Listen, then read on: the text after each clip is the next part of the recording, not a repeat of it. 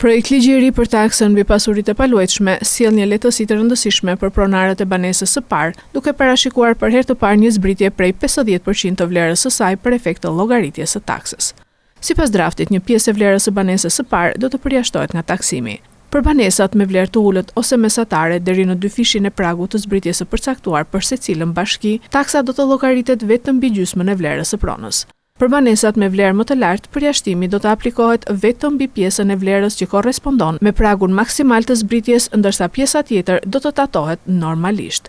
Pragjet e zbritjes do të ndryshojnë sipas bashkive duke marrë parasysh diferencat e tregut të pasurive të paluajtshme në zona të ndryshme të vendit.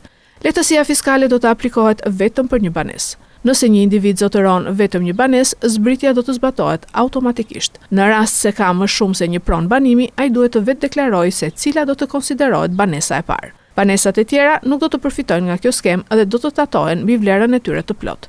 Projekt ligji sjell gjithashtu një metodë të re për përcaktimin e bazës së taksës. Në vend të çmimeve fiskale që përdoren aktualisht, taksa do të mbështetet mbi vlerën e vlerësuar të pronës, e cila synon të pasqyrojë sa më afër vlerën e tregut.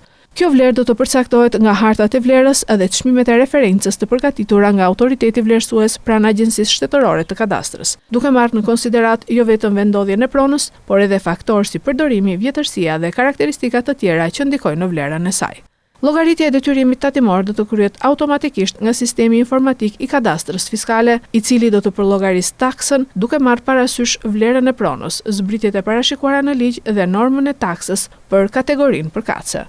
Për kategoritë e tjera të pasurive, parimi i llogaritjes mbetet i njëjtë. Vlera e taksueshme shumëzohet me shkallën përkatëse të taksës.